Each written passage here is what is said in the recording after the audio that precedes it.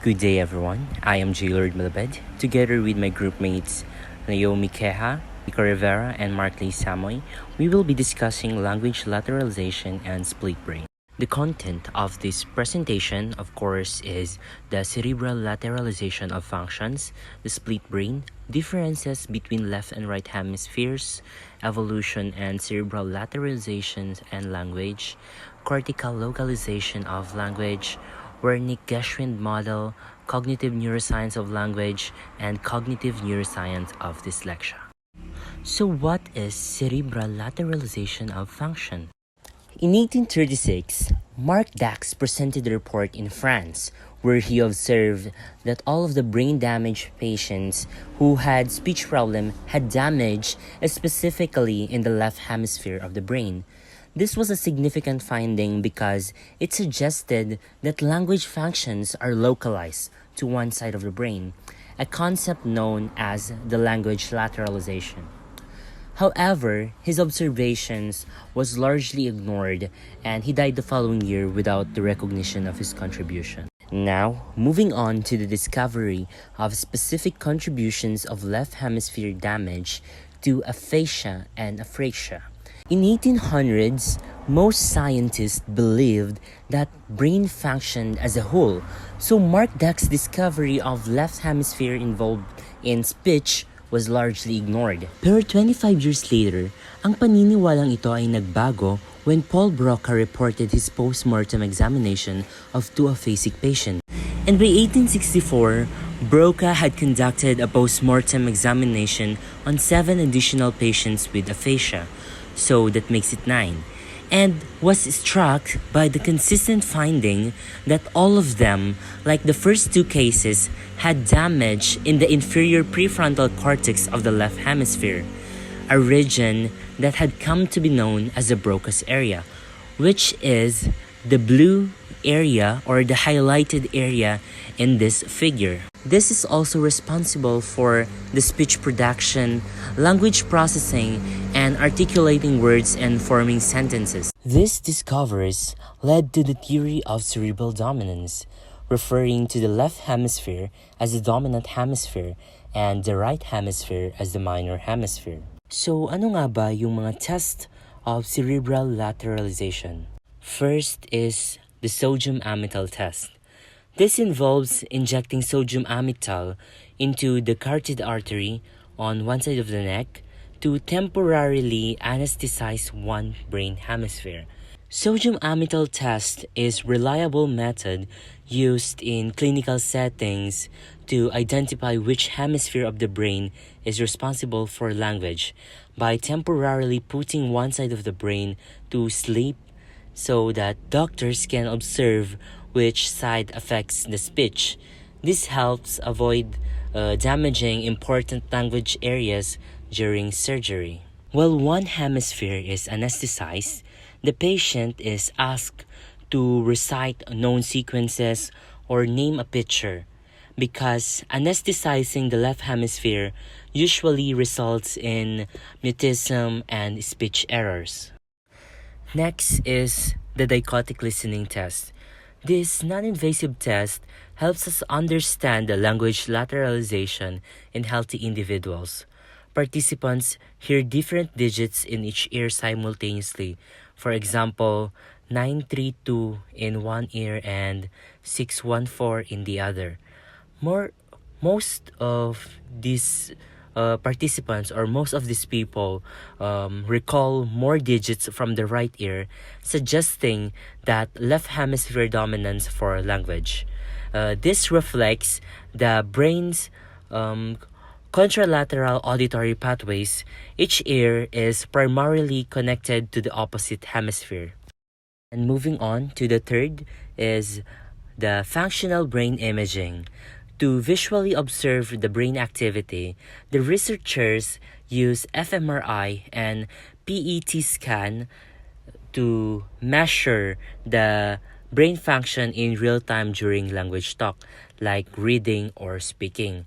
Results consistently show greater activation into the left hemisphere, providing a visual and quantitative evidence of lateralization.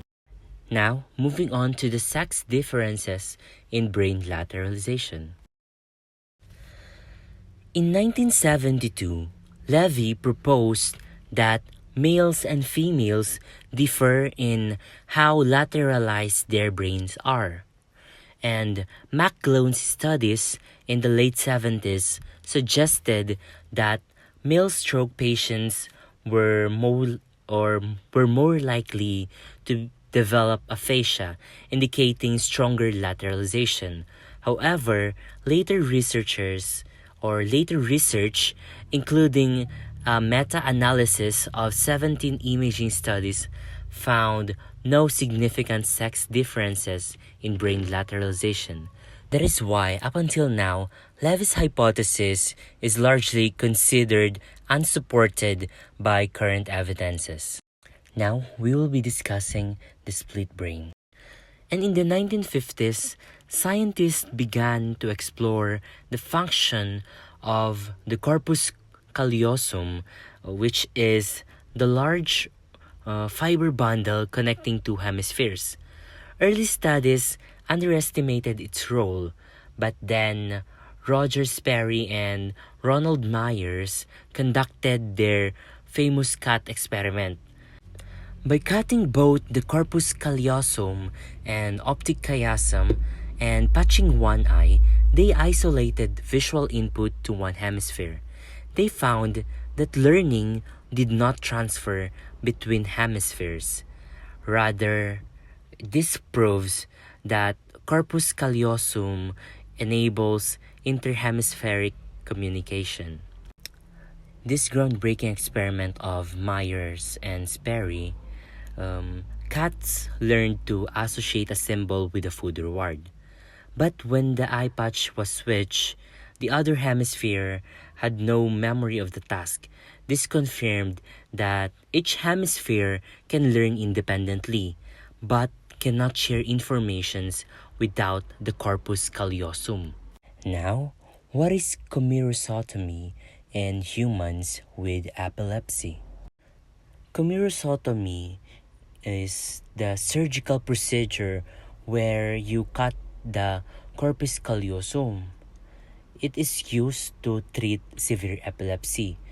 Neurologists like Vohel and Bohen and psychologists Sperry and Gazzaniga, sorry for the names if I mispronounce it, they tested these patients to understand the independent functioning of each hemisphere.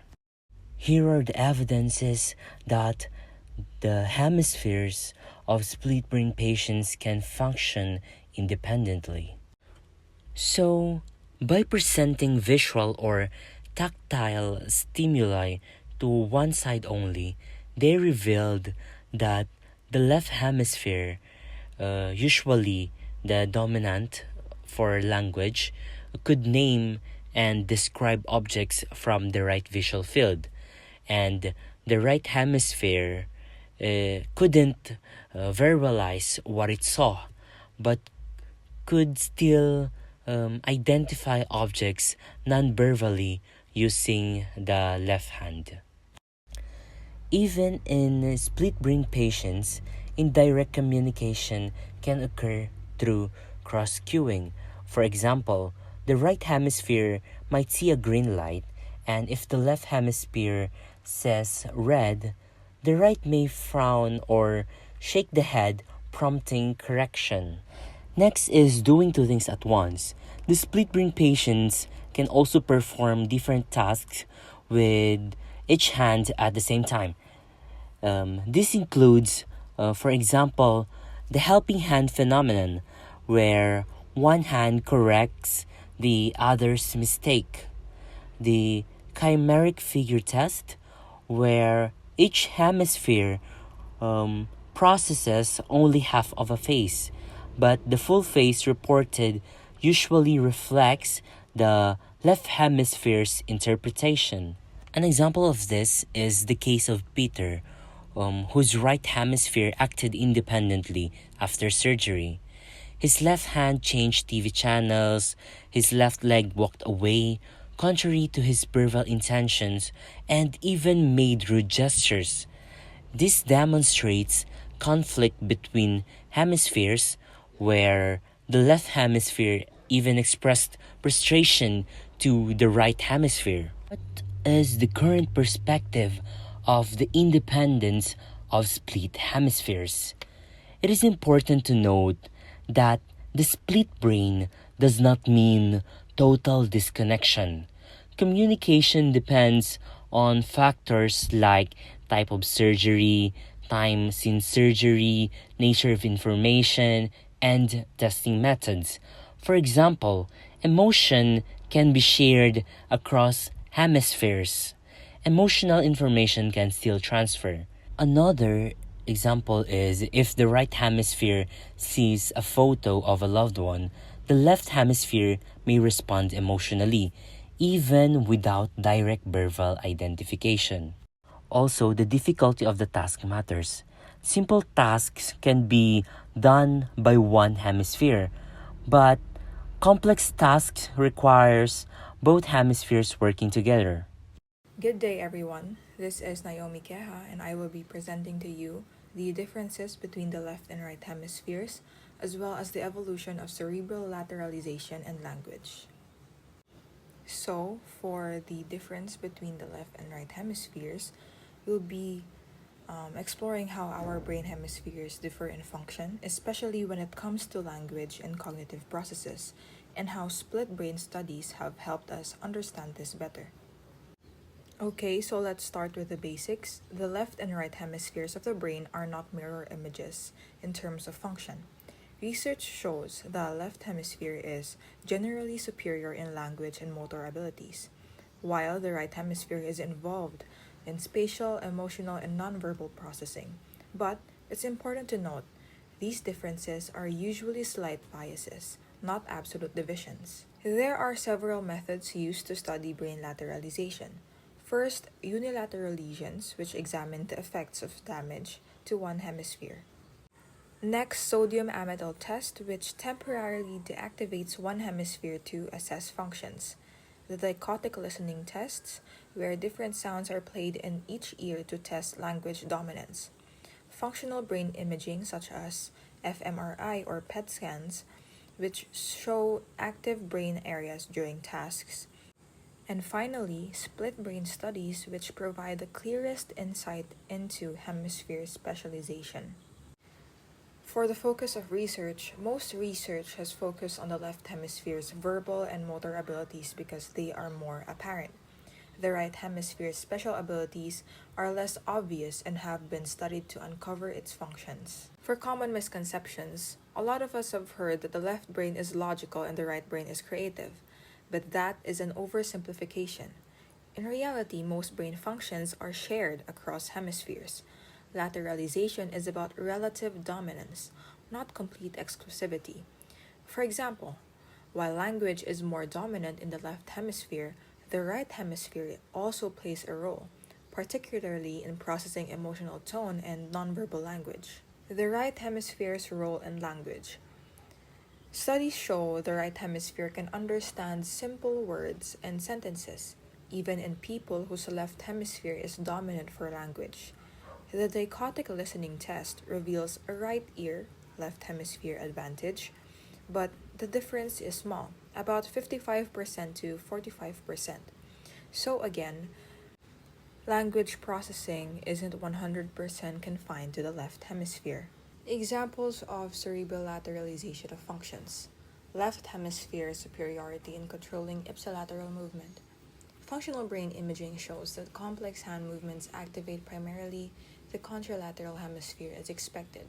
However, ipsilateral activation, which is same side of brain as moving hand, also occurs. Ipsilateral activation is substantially greater in the left hemisphere than in the right, and left hemisphere lesions more likely cause ipsilateral motor problems, such as reduced accuracy in left hand movements, compared to right hemisphere lesions affecting right hand accuracy. The right hemisphere's superiority in controlling spatial ability. Levy's 1969 study on split brain patients indicate that patients palpated or tactually investigated a 3D block placed in either hand, then pointed to a 2D stimulus representing the block unfolded. They found right hemisphere superiority on this spatial task, and right hemisphere or left hand was rapid and silent, while left hemisphere or right hand was hesitant and accompanied by verbal commentary that patients struggled to inhibit. So, in conclusion, the right hemisphere is superior at spatial tasks, and these are supported by other studies. It is consistent with clinical findings that spatial perception disorders like contralateral neglect often follow right hemisphere damage. The right hemisphere specialization for emotion. The old concept would say that the right hemisphere is not involved in emotion, but it is proven false. Unilateral brain lesion studies suggest the right hemisphere may be superior at some emotional tasks, for example, accurately identifying facial expressions. Functional brain imaging studies have not provided unambiguous support for right hemisphere emotional dominance. The superior musical ability of the right hemisphere. Kimura's study from 1964 compared dichotic listening test results on digits versus melodies in 20 right-handed participants. Right ear or left hemisphere was better for digits, while left ear or right hemisphere was better for melodies. Right temporal lobe lesions more likely disrupt music discrimination than left temporal lobe lesions. For the hemispheric differences in memory, early research assumed particular cognitive abilities are lateralized to one hemisphere. However, later findings found that both hemispheres have similar abilities, but they are expressed differently. For example, in memory, left hemisphere is better on some tests, while right hemisphere is better on others. Two research approaches are present: link memory processes to specific hemispheres and link memory processes to specific types of material rather than processes. Generally, the left hemisphere plays a greater role in memory for verbal material, and the right hemisphere plays a greater role in memory for nonverbal material. This represents progress beyond the idea that memory is totally lateralized to one hemisphere. And to sum it up, this is a table noting various examples. Ipsilateral motor control is stronger in the left hemisphere, meaning it's better at controlling the same side of the body. Spatial tasks, like visual puzzles, are better handled by the right hemisphere. The right hemisphere also shows better accuracy in recognizing facial emotions and is superior at music perception, especially melodies. And for memory, the left hemisphere excels in verbal memory, while the right hemisphere is better at nonverbal or visual memory. Abilities that display some degree of cerebral lateralization. This picture shows that the left hemisphere tends to dominate in language, speech, arithmetic, and fine motor skills, while the right hemisphere is superior in spatial awareness, facial recognition, emotional expression, and music. So, what is lateralized? Broad clusters of abilities versus individual cognitive processes.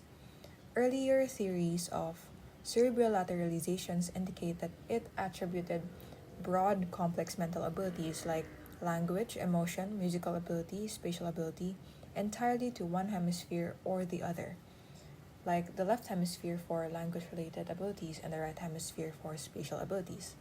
However, this view is now considered simplistic because these broad categories are made up of many different individual cognitive activities, and not all activities under one category are lateralized in the same way. For example, language is not exclusively left hemisphere. The right hemisphere is involved in speech perception and understanding word meaning. The anatomical asymmetries of the brain. There are three key cortical areas studied for asymmetry. First, the frontal operculum, which is located in the frontal lobe, just in front of the face area of the primary motor cortex. The left hemisphere contains Broca's area, which is important for language production. Anatomical asymmetry is complex because the anterior part is larger in the right hemisphere, while the posterior part is larger in the left hemisphere. Next is the planum temporal. It is located in the posterior region of the lateral fissure in the temporal lobe. It is often thought to play a role in language comprehension, often called the Wernicke's area, and it sometimes shows a left hemisphere size advantage, but findings are inconsistent. And third, the Heschel's gyrus, which is located just anterior to the planum temporal in the temporal lobe. It contains the primary auditory cortex, which is typically larger on the left hemisphere. So, to sum it up, the frontal operculum or the Broca's area is linked to speech production, while the planum temporal or the Wernicke's area is involved in language comprehension, and Herschel's gyrus is the primary auditory cortex. These areas often show size differences between hemispheres, but findings are inconsistent. Also, size doesn't necessarily predict functional dominance, so researchers are now looking at microstructural differences like cell types and neural connections. Next, let's dive into the evolution of cerebral lateralization and language. Theories of the evolution of cerebral lateralization. Most theories explaining cerebral lateralization are based on two general ideas. First, it's beneficial for brain areas performing similar functions to be located in the same hemisphere. And second, it's beneficial to separate some functions between hemispheres to reduce redundancy. The first theory is the analytic synthetic theory, wherein its core idea is that the left hemisphere specializes in analytic, logical, sequential processing, while the right hemisphere specializes in synthetic, holistic, and gestalt processing. The left hemisphere acts like a logical computer, breaking down information step by step and using verbal labels, while the right hemisphere integrates information into wholes and patterns. It evaluated that left brain and right brain personality is popular in pop psychology. However, this theory is vague and hard to test empirically because it's difficult to precisely measure how much a task requires analytic versus synthetic processing. Next is the motor theory, wherein its core idea is that the left hemisphere is specialized not specifically for speech but for the control of fine motor movements, with speech being just one example of these movements. Support comes from observations that damage causing language deficits like aphasia often also causes motor deficits. This theory explains the association between language and motor control. However, it does not explain why motor functions themselves become lateralized in the first place. Lastly, we have the linguistic theory, wherein its core idea explains that the left hemisphere's primary specialization is language itself, not just analytic processing or motor control. Evidence includes studies of deaf individuals using American Sign Language who suffer left hemisphere damage that impairs sign language but not other meaningful gestures like pantomime. This suggests that left hemisphere's main function is language processing, distinct from general motor or analytical tasks. This theory is supported by neuropsychological evidence showing left hemisphere damage affects language in both spoken and sign forms, and it provides a direct explanation for why language is lateralized. And to sum it up, there are three main theories about why lateralization evolved. The analytic synthetic theory suggests the left brain handles logical sequential tasks while the right processes information holistically. And the motor theory says the left hemisphere is specialized in fine motor control, which includes speech.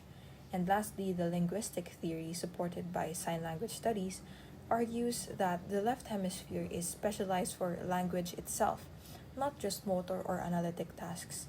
This theory has the most evidence. These theories offer different perspectives on why lateralization evolved, ranging from broad cognitive modes to motor control and language specialization. Current evidence strongly supports the linguistic theory for language lateralization, but the full picture may involve multiple interacting factors. Here is a powerful example supporting the linguistic theory. This is the case of WL, who suffered aphasia for sign language. WL is a congenitally deaf right-handed man who grew up using American Sign Language or ASL as his primary language. He suffered a large stroke in the left frontotemporal parietal region of his brain, resulting in right side weakness and motor difficulties. After the stroke, he showed many errors in signing and had trouble understanding signs from others, indicating a loss in sign language ability. Neuropsychologists compared his post stroke abilities to a videotape interview from 10 months before the stroke to confirm the decline. Despite his impaired sign language, he could still produce and understand complex pantomime gestures, which are non linguistic gestures conveying meaning. This indicates that his deficit was specific to language, not general gestural communication.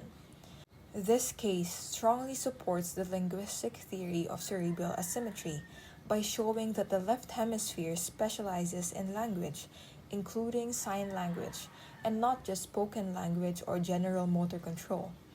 Damage to the left hemisphere impairs language processing specifically. When did cerebral lateralization evolve? The previous assumption states that cerebral lateralization was once thought to be unique to humans, hominins, especially linked to language and tool use. However, new evidence indicates that lateralization of brain functions is found across a wide range of species from all five vertebrate classes, which are fishes, reptiles, birds, amphibians, mammals, and additionally, some invertebrate species also show cerebral lateralization. And since these species diverged hundreds of millions of years ago, cerebral lateralization likely evolved long before humans, suggesting it is a very ancient trait. So, what does this tell us? It shows the survival advantage of lateralization. First, neural efficiency, wherein it is easier for one hemisphere to specialize in a function. For example, having one highly skilled hand is better than two moderately skilled hands. And next, parallel processing, which says that lateralization allows simultaneous different types of processing. For example, one hemisphere processes spatial input, the other handles verbal info. Right-handedness might have evolved from a preference for using the right side of the body for feeding, which is seen in all five vertebrate classes. Later, species with hands like monkeys and apes showed hand preferences for complex tasks like tool use and communication, further reinforcing cerebral lateralization. For the evolution of human language for non-human primates, what makes human language unique? Human language can combine a finite set of elements to express an unlimited number of ideas. Other species communicate but lack this creative recombination. For example, monkeys have distinct warning calls but don't combine them for new meanings. And birds and whales sing complex songs but do not recombine them to create new messages. Language development in human infants. Infants babble until about 10 months old, and by 30 months, they speak in full sentences and know over 500 words. The infant brain reorganizes to focus on the sounds of the languages they hear. After 10 months, infants lose the ability to distinguish sounds from all languages.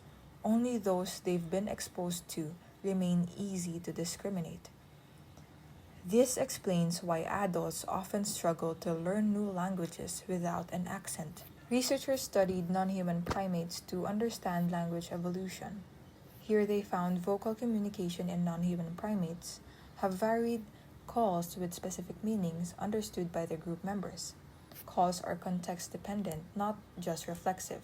For example, vervet monkeys make alarm calls only when relatives are nearby, and chimpanzees adjust screams based on aggression severity, their role, and the audience. A common pattern shows limited vocal production and a wide auditory comprehension, wherein you can interpret many sounds. This suggests their vocal limitations come from motor control over voice, not comprehension. Human language may have evolved from an ancestral ability for sound comprehension. Next, motor theory of speech perception. This theory proposes that understanding speech activates the same motor circuits that would be used to produce it. For instance, hearing the word run might activate the part of your brain that would say run. brain imaging and stimulation studies support this, but some clinical cases contradict it, so it's still debated. And finally, gestural language hypothesis. Researchers suggest that gestures might have been a precursor to spoken language. Non-human primates have more complex hand gestures than vocalizations.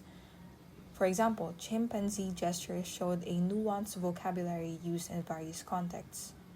This suggests human language may have evolved from gestural communication before vocal speech. Gestural communication might have been a critical evolutionary step towards spoken language.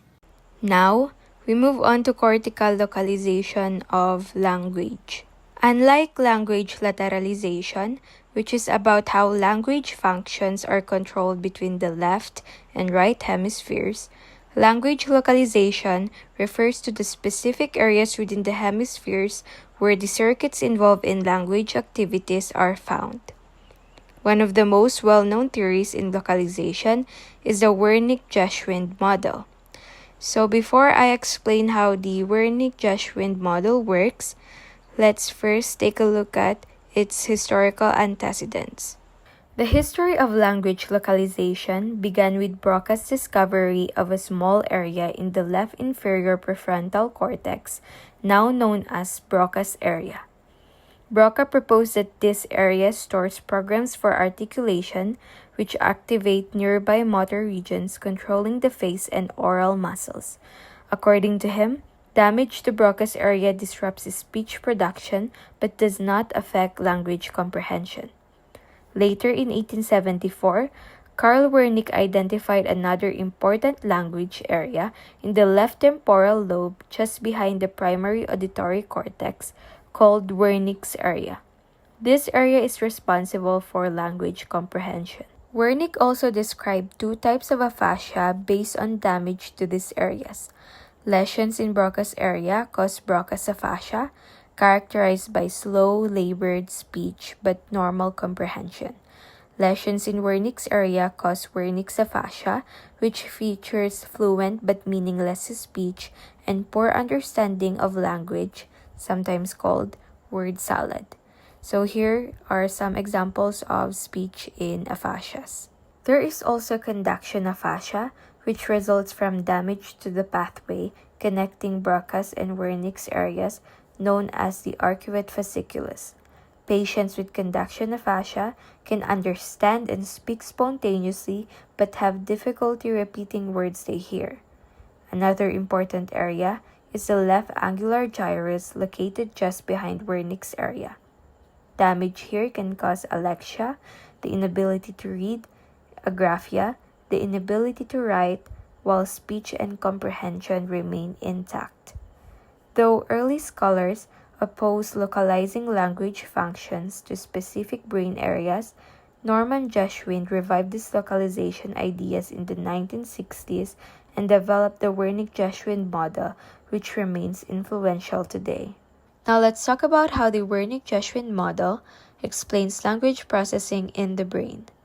There are 7 main components of this model, and all of them are located in the left hemisphere. These include primary auditory cortex, Wernicke's area, arcuate fasciculus, Broca's area, primary motor cortex, angular gyrus, and the primary visual cortex. Let me walk you through 2 examples to show how this model works. First example, when you're having a conversation. The speech you hear is first processed by your primary auditory cortex. That sound is then sent to Wernicke's area where it's understood or comprehended. If you want to reply, Wernicke's area creates the neural representation of what you want to say and sends it to Broca's area through the arcuate fasciculus. In Broca's area, the articulation program is activated, which then signals the primary motor cortex to control your speech muscles and produce the words. Second example, when you're reading aloud. The words you see are processed by the primary visual cortex, and the signal goes to the angular gyrus.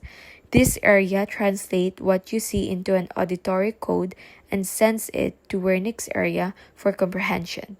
From there, the flow is similar. The message is passed to Broca's area via the arcuate fasciculus, then sent it to the motor cortex to activate the speech muscles so you can say the words out loud. This shows how different regions of the brain work together as a network during both speaking and reading.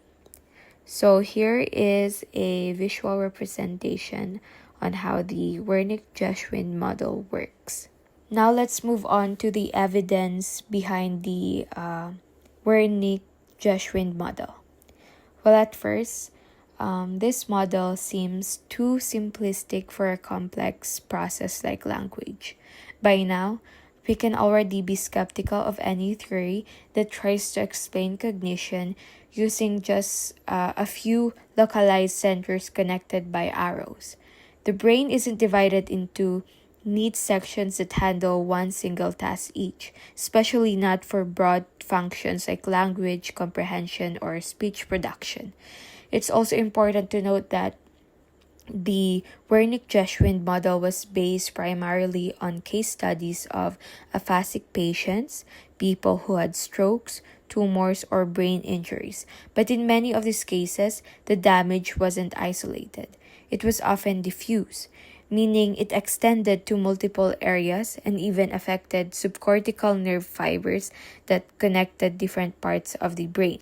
For example, one of Broca's original patients had brain damage that was far more widespread than just Broca's area. Because of that, it's hard to say that the speech problems were caused by Broca's area alone. So while the Wernicke-Geschwind model played an important historical role and introduced ideas that shape early research, it has some major limitations. Today, more modern models emphasize that language functions are distributed across many interconnected regions, not just isolated to a few spots in the left hemisphere. Now let's look at evidence from studies of the effects of cortical damage. Researchers have learned a lot by studying patients who had specific parts of their brain surgically removed. These studies are important because surgeons' reports provide precise information about the location and extent of the damage. Interestingly, surgery that removes all of Broca's area often does not result in lasting speech problems. When speech issues do appear right after surgery, they are usually temporary and caused by swelling in the surrounding tissue rather than the removal of Broca's area itself. Similarly, damage limited to the arcuate fasciculus or the angular gyrus does not seem to cause permanent language difficulties. Although removing parts of Wernicke's area is less common because of its importance, there have been cases where a large portion was removed without lasting language problems. A landmark study by Haken and Angelergs in 1964 examined 214 patients with damage in the left hemisphere. They found that small lesions in Broca's or Wernicke's areas rarely led to permanent language deficits. Larger lesions did cause problems, but not always in a way the Wernicke-Geschwind model predicted. Also, none of these patients showed purely expressive or purely receptive aphasia. Evidence from structural neuroimaging studies.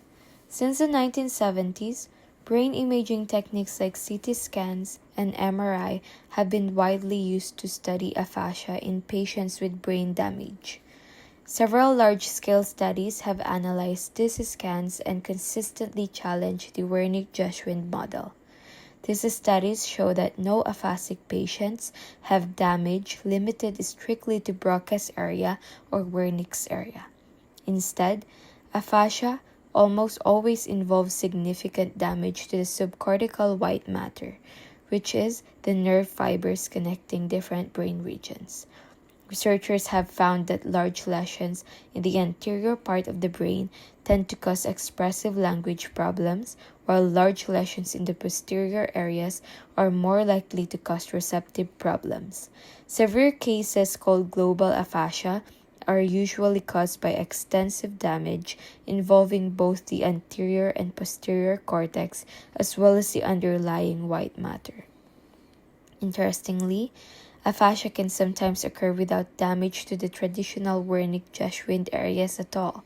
For example, damage in regions like the medial frontal lobe, basal ganglia, or the thalamus, they have been linked to language deficits. Evidence from studies of electrical stimulation of the cortex.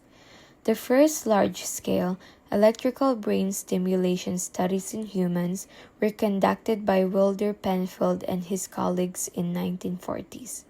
Their goal was to map language areas in patients undergoing brain surgery to avoid damaging important language tissue. They performed these stimulations while the patients were awake but anesthetized locally, and carefully recorded the effects of stimulating various points on the brain's surface. Penfield and Roberts found that sites where stimulation disrupted speech were scattered across a wide area, including frontal, temporal, and parietal cortex.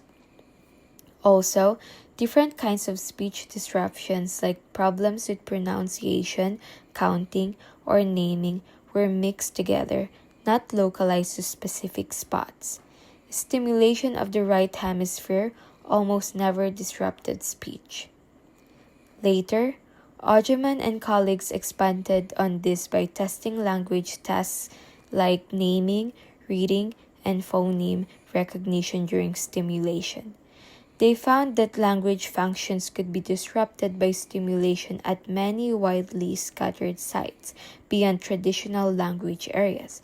They also noted significant differences between patients in how language was organized in their brains. Based on these findings, Ogeman proposed that the language cortex is organized like a mosaic, with small, discrete columns of tissue that handle specific language functions spread widely across the cortex. So for this part of our report, I am Martley Samoy and I will be discussing cognitive neuroscience of language. So first of all, this approach is currently dominating on research on language and is the focus of the final two modules of our chapter.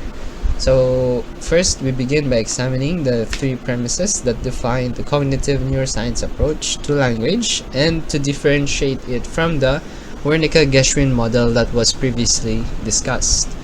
So, premise number one, the use of language is mediated by widespread activity in all areas of the brain that participate in the cognitive processes involved in a particular language-related behavior, with complex language behaviors like speaking or reading being made up of multiple smaller cognitive processes. So basically, processes such as phonological, grammatical, and semantic are thought to be distributed across various brain regions rather than localized in one area. So comparing this to the Wernicke-Geschwind model, the Wernicke-Geschwind model focuses on localized, function-specific brain regions, while the cognitive neuroscience approach emphasizes distributed, process-based brain activity.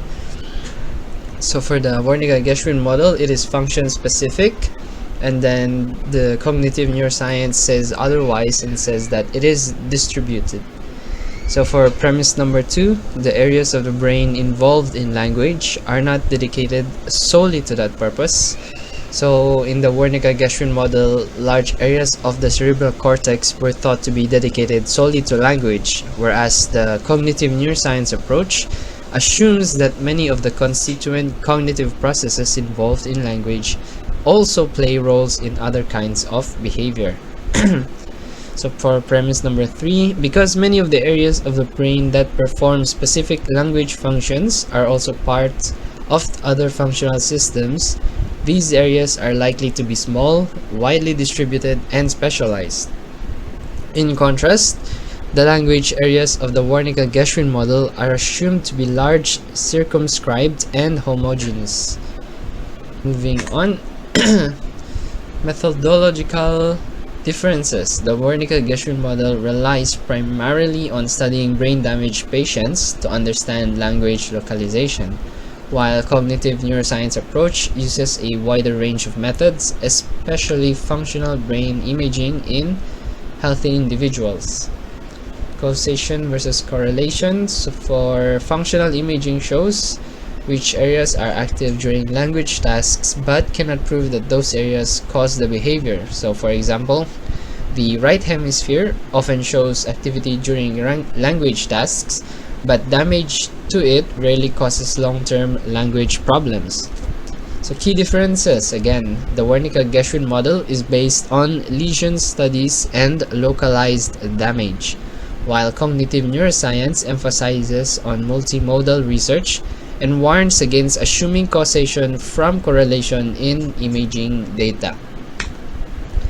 Moving on, the functional brain imaging and the localization of language. So numerous PET and functional MRI studies of volunteers engaging in various language-related tasks has been published.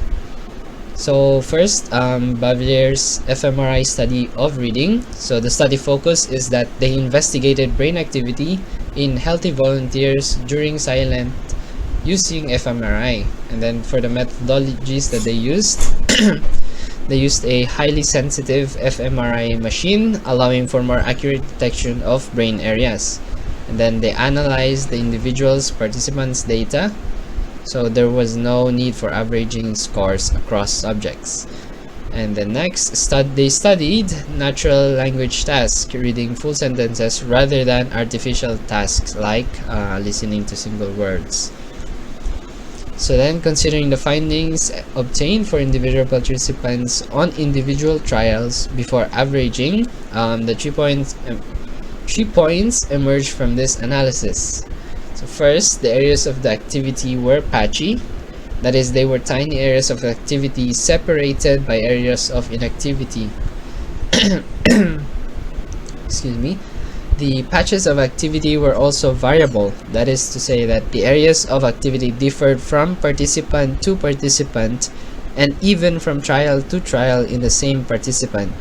So although activity was often observed in parts of the classic Wernicke-Geschwind areas, it was widespread over the lateral surfaces of the brain. So moving on from more of Bavilier's fMRI study, even though Bavelier and colleagues' fMRI machine was sensitive enough to render averaging unnecessary, they did average their data in the usual way to illustrate its misleading effects.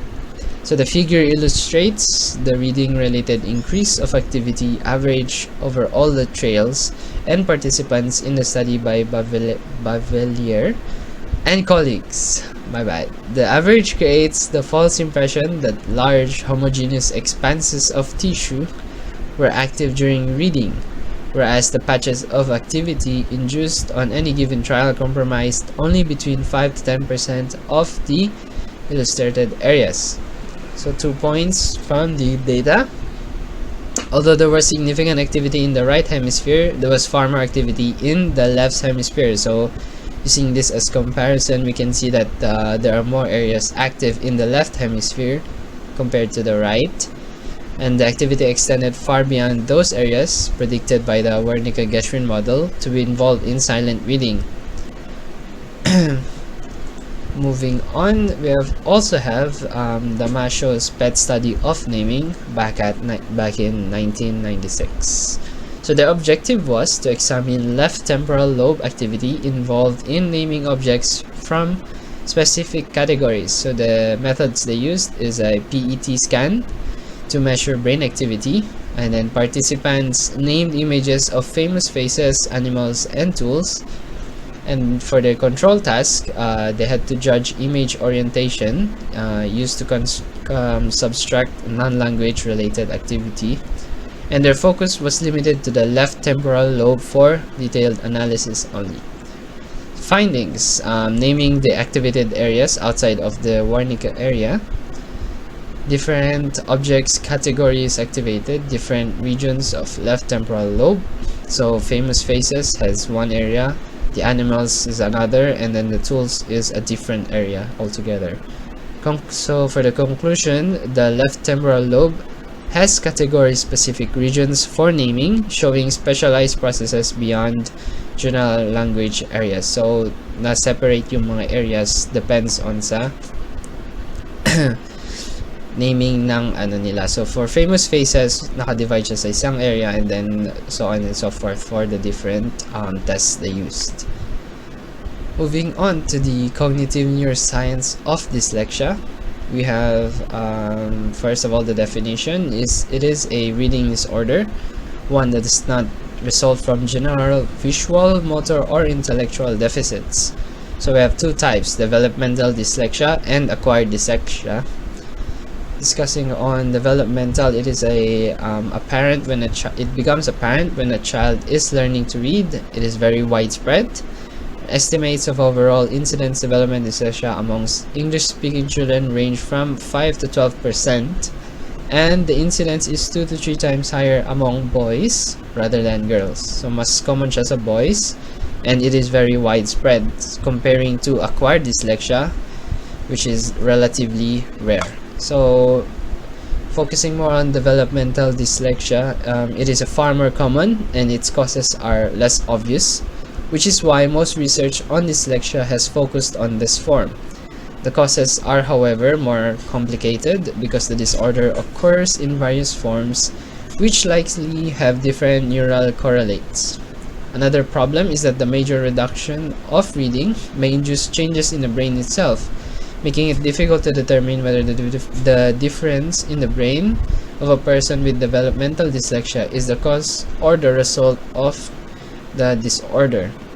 Then one approach to dealing with this issue is of whether any observed brain changes are a cause or consequence of having dyslexia has been to compare children with dyslexia to ability-matched children who are typically many years younger than them.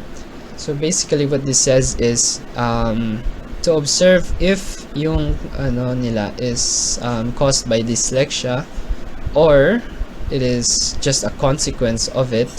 They compared them to children who are younger, so parang same sila ng skills and ability to read, and then dun na nila ginawan ng basis. Moving on. The rationale for such a comparison is that the two groups would be matched in terms of amount of reading they have engaged in, so like what I've said earlier, and in one such study, children with dyslexia exhibited a reduced fMRI activity in their left parietal cortex and in their left occipitotemporal junction, the area of the cortex where the occipital lobe borders the temporal lobe, relative to their ability match control. So mas reduced yung fMRI activity ng mga children with dyslexia. So moving on to neural mechanisms of developmental dyslexia, we have researchers have proposed various causes of developmental dyslexia, including attention deficit, auditory processing issues, visual impairments, and sensory motor dysfunctions. Some problems, these deficits are present in some individuals with dyslexia but not all, and even when present, they do not fully explain the disorder. So they tried to propose causes, pero hindi lahat kasi ng may dyslexia is nasa kanila tong mga to. And also, even if meron sa kanila, hindi na fully explain yung disorder. So for the current consensus, dyslexia is most commonly stems from a disturbance in phonological processing, that is, difficulties with representing and understanding speech sounds. So, but then, an alternative view by Stein challenges this phonological focus. So, meron din debates, but for conclusion, dyslexia is not caused by a single type of brain deficit, as said before. And then, phonological deficit hypothesis is currently the most widely supported explanation. So, yung Phonological processing ng theory is what hypothesis is what is commonly supported. We are now on cognitive neuroscience of deep and surface dyslexia. So cognitive psychologists have long recognized that reading aloud can be accomplished in two entirely different ways. First one is lexical procedure, and then the second one is phonetic procedure. So for lexical procedure, it is based on specific stored information that has been acquired about written words. So the reader simply looks at the word, recognizes it, and says it. Moving on to phonetic procedure, the reader looks at the word, recognizes the letters, sounds them out, and says the word. So for lexical procedure, it dominates in the reading of familiar words, while the phonetic procedure dominates in the reading of unfamiliar words. So this is the two types of acquired dyslexia, which is surface and deep.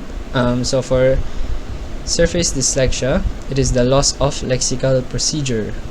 So it is caused by damage leading to the loss of lexical procedure and the ability to recognize and pronounce words based on memory.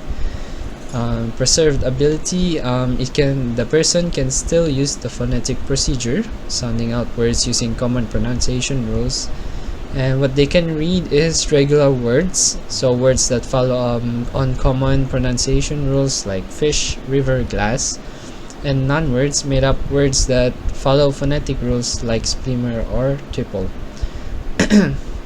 So what they struggle with are irregular words, so words that with uncommon or exceptional spellings like have, lose, stake.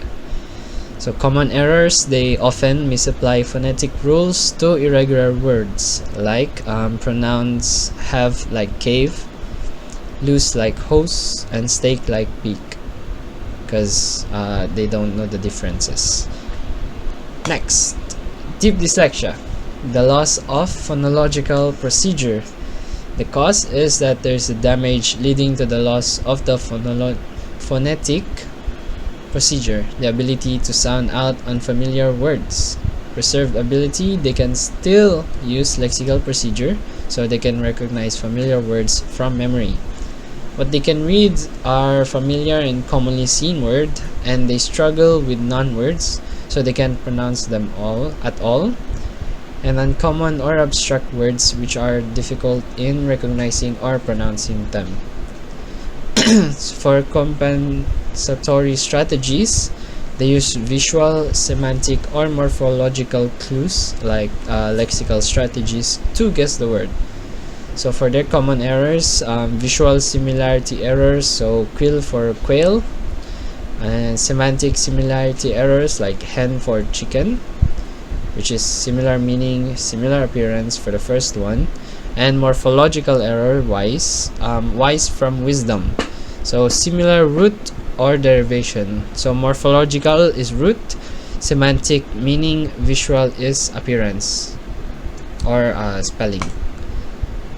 Lexical and phonetic procedures in the brain. So deep dyslexia has been studied to understand where lexical, the whole word organization, and phonetic sounding out procedures are performed in the brain.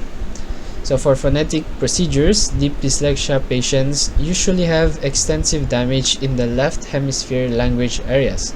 This suggests that the phonetic root is widely distributed in the left frontal and temporal lobes. So for phonetic, nasa left hemisphere siya ng brain natin, specifically left frontal and temporal lobes. Lexical procedure, there are two competing theories for this. The left hemisphere theory says that the surviving lexical abilities in deep dyslexia are supported by an undamaged areas of the left hemisphere language network. So we have evidence that neural activity observed in these regions during reading tasks. And the other one says that the right hemisphere theory suggests that lexical abilities are taken over by the right hemisphere in deep dyslexia cases. So there are case studies also showing that reading abilities associated with the right hemisphere activation. So sinasabi ng left nagso-survive yung surviving lexical abilities ng left side are supported by undamaged areas. And then the right side, right hemisphere theory says that yung lexical abilities are taken over by the right hemisphere. So conclusion, phonetic processing relies on left hemisphere, specifically frontal and temporal regions, and lexical processing may occur in surviving left hemisphere language areas or right hemisphere depending on the extent and location of the damage. So we have a case, the case of N.I., the woman who read with her right hemisphere. So just a quick background, N.I. was a healthy girl until age 13. She developed aphasia followed by generalized convulsions. CT scans revealed ischemic damage to the left hemisphere, and over time she suffered from constant seizures, blindness in the right visual field, and loss of movement and sensation on the right side. So for surgical interventions, they did a total left hemispherectomy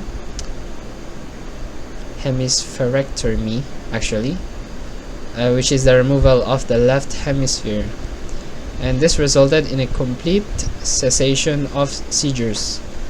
Post surgery, language and reading ability. So reading was poor, but retained abilities resembled those in deep dyslexia and split brain patients using the right hemisphere for reading.